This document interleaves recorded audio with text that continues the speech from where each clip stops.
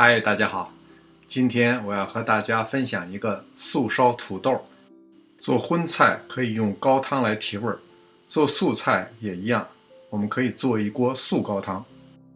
做素高汤一般选用比较耐煮的材料，可以根据自己的喜好取舍添加。把屏幕上的菜一起放到凉水锅中，小火煮3到4个小时。3个中等大小的土豆切成滚刀块，用盐水浸泡入味儿，同时防止变色。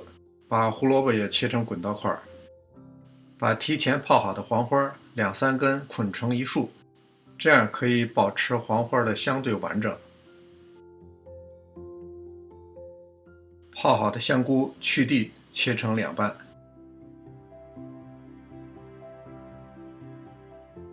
炒锅里放2汤匙油，先把香菇炒香，然后下入胡萝卜和土豆，简单翻炒一下。接下来放调料，最好根据您的口味对糖和盐的用量做适当的调整。我做的是偏甜口的，半汤匙白糖，半茶匙盐，1.5汤匙酱油，少量的胡椒粉。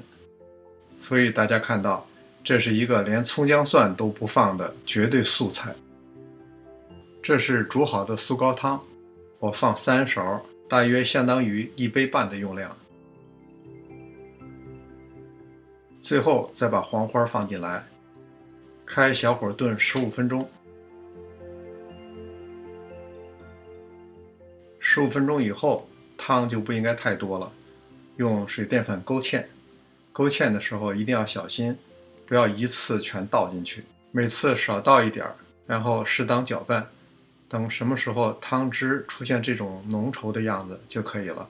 虽然是素菜，但是香浓醇厚，特别好吃，希望您喜欢。这里是上师厨房，临走之前别忘了点赞订阅。谢谢您的观看，我们下次再见。